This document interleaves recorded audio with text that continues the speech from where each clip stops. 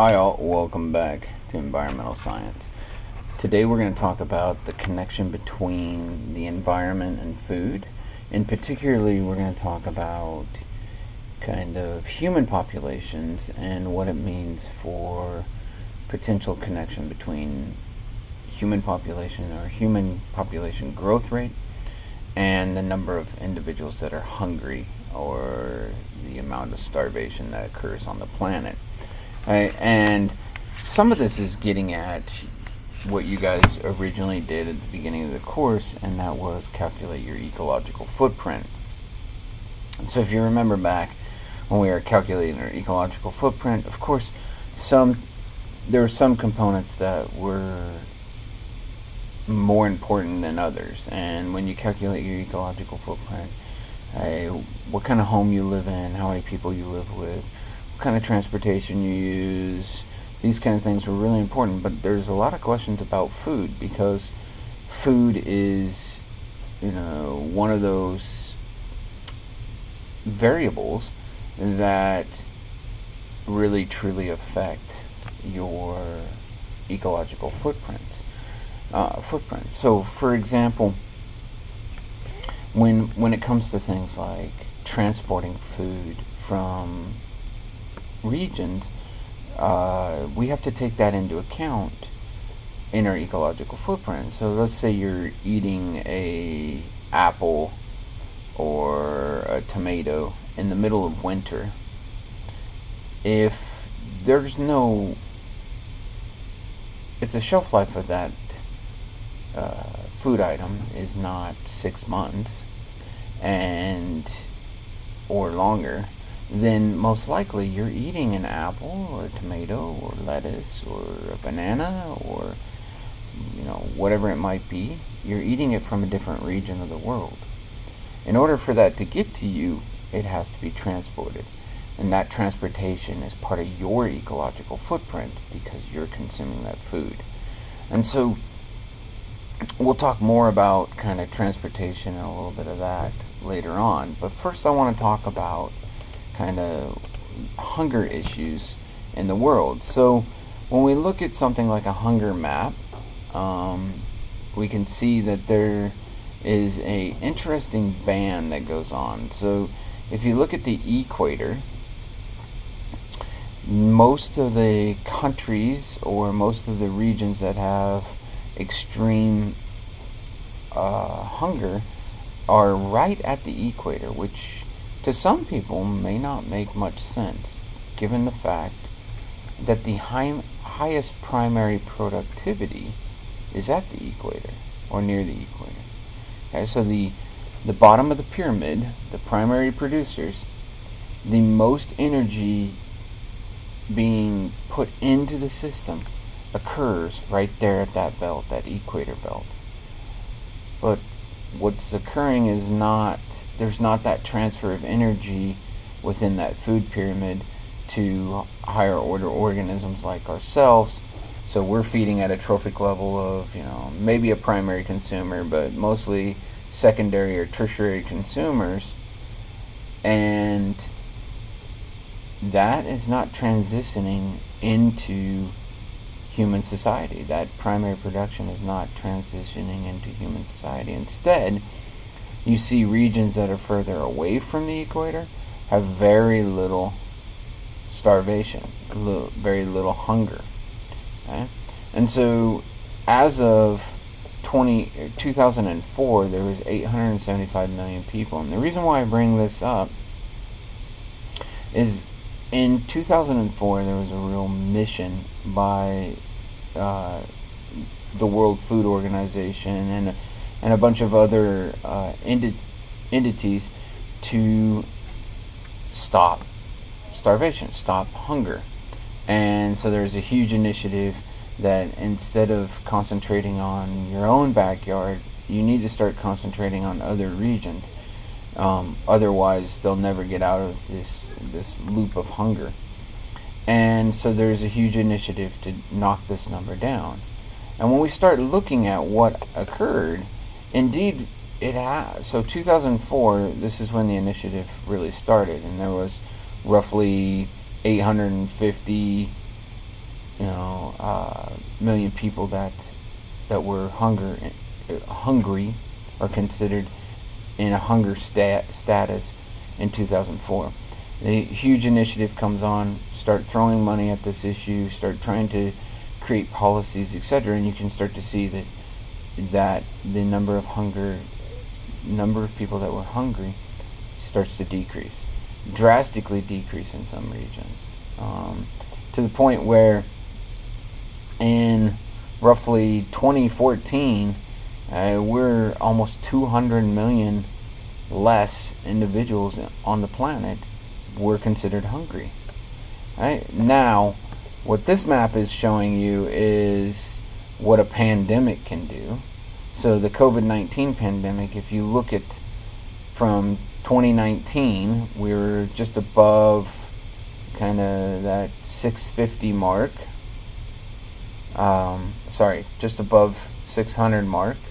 And you can see that it almost jumped 200 million in a single year. Right? And that has lots to do with all kinds of things. The lack of factory work, the lack of all kinds of things. Countries not sending supplies to developing countries, so developed countries holding all their supplies and not allocating supplies to developing countries or money to developing countries, shipping shut down, all kinds of things. But you can see it's a huge increase from a 1 year span. So what I want to bring up is I want to look at this connection between not just the population of people, but how can we prevent things like this? How can we keep this trajectory going down?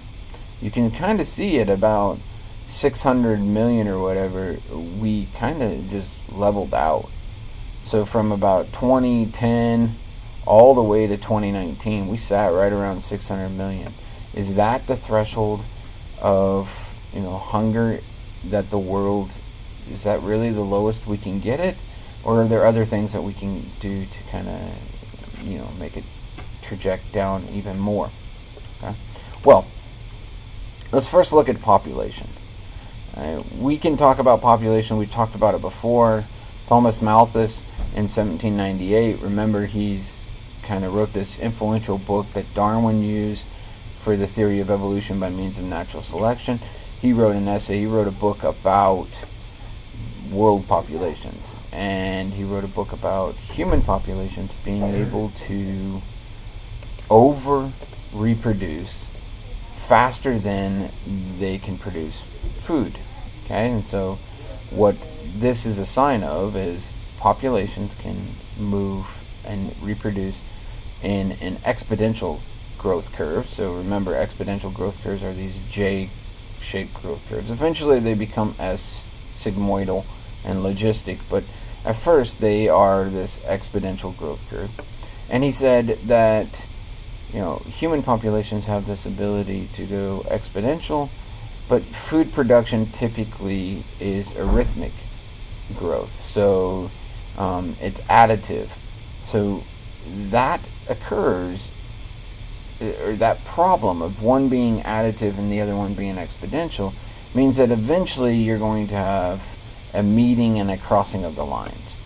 And that's what he called the Malthusian catastrophe. And when this occurs, it means that you cannot produce enough food to support your population. And eventually that population is going to crash. Okay? So what later ecologists and environmental scientists and population biologists have done is plot that out and see how it relates to other things. So if we look at the human population, so here kind of in this brown line is the human population. And so as the human population increases, eventually it will reach a carrying capacity. Right? Some estimates are 2050, others are, sooner than that, but eventually we'll reach the carrying capacity, whatever that number might be, and we'll talk a little bit more about that. Okay? Eventually you'll reach it. When you reach it, you may overshoot it, and then your population declines. Well, as part of that, if we look at food per capita, okay, the food will increase also, but eventually the food runs out, or the ability to produce food runs out before your population hits carrying capacity. Other things that occur, okay, pollution also follows this track. Okay, industrial output follows this track. Service per capita follows this track. So all these things are reaching their carrying capacity, the top out, and then they'll crash. Okay. The other thing is often what you see that follows along with this is death rate. So the population of organisms is increasing. Okay. And when that population is increasing, often the death rate is actually decreasing. Okay, so you have less deaths than you do births, or you just have less deaths, period. And so maybe the birth rate is not increasing a great deal, but you just have less deaths to begin with.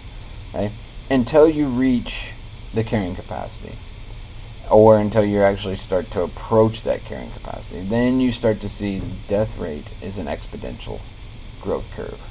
Okay? Births, same deal. So as you're getting close to the carrying capacity with births, you'll start to see birth rates go down. And then once you have this huge crash, you'll start to see the birth rates go back up as the population is trying to reestablish stability or repopulate. Okay. Well, one way you can get at this is to calculate like the population growth rate. So if we know a certain amount of time, we can stick that in. Maybe we're interested in a year, 10-year period, 100-year period, whatever it might be. If we know the population growth rate, we've talked about this before. Remember, in the case of humans, it's birth rate minus death rate. Immigration is not really important when we're talking about world populations, because no humans are really leaving the planet and no humans are coming into the planet. Not enough to change the population dynamics. Okay, and then you have this initial population size, and you put it in that equation and you'll get the population for whatever time t is, whatever time period you're interested in. Okay. Well, one thing that we haven't really talked about is how carrying capacity works. So we are often interested in how many people until the human population crashes. Right? What is the carrying capacity of the planet? Right? We kind of got at this a little bit in class, but remember, we're on this exponential trajectory. We're at about 8.2 billion. So maybe 8.2 billion is here and really the carrying capacity is 9. Or maybe it's down here and the carrying capacity is 12. Or maybe it's way down here and the carrying capacity is like 17, 18. Okay, but eventually there is a carrying capacity on the planet. And from a population standpoint, almost always populations will overshoot the carrying capacity. And when they do that, they crash pretty hard. So you could have an overshoot of 1 billion, 2 billion, 3 billion population when we're talking about humans, and then it could crash by 3, 4 billion people, maybe even more, depending on what's causing the crash. Eventually, though, this exponential growth curve becomes a logistic growth curve. It looks like an S, because eventually the population will overshoot, crash, might overshoot again, crash, but then the amount you overshoot by and the amount you crash by decreases. So then what the population does is it wavers around the carrying capacity. It sits there and goes up and down across the carrying capacity and becomes fairly stable around the carrying capacity. At least that's what we've seen in other populations. Okay? So there's been lots of individuals in the past who have hypothesized, well, how many people can we actually have on this planet? What's the carrying capacity? In 1679, Antoine van Leeuwenhoek who was really famous for microscope work. Leeuwenhoek was I guess for lack of better terms, he was an engineer, and made microscopes. And he would make his own glass for the microscope, and that's really where he was kind of in a world of his own. He was known as basically the best glass maker of his time, and he made lenses for microscopes that were far superior to anyone else's lenses, and that's really where he gets his name. But he also dabbled in mathematics and population dynamics and things like that. So he said that the carrying capacity of the planet is 3.4 billion. And he reasoned that if Holland can support 1 million people, and Holland is 1/13,400th of the world, then if you take 1 million and you times it by 13,400, you get 13.4 billion, and that's how he came up with the carrying capacity. Now, there are lots of faults with this. First of all, not all land on the planet is like Holland. There is regions that are far better at growing crops than Holland, but there are regions that are far worse at growing crops than Holland. There are regions that have more variable climates, and then regions that are more suitable for humans to live. So, this being said, a rough estimate of 13.4 billion is what Leeuwenhoek did in 1679. Well, interestingly is when we look at the world population kind of by year. And so here the graph starts at 1900, and I'll tell you, like, in 1850 we were at 1 billion. So it took us 50 years to add half a billion people from basically the Industrial Revolution.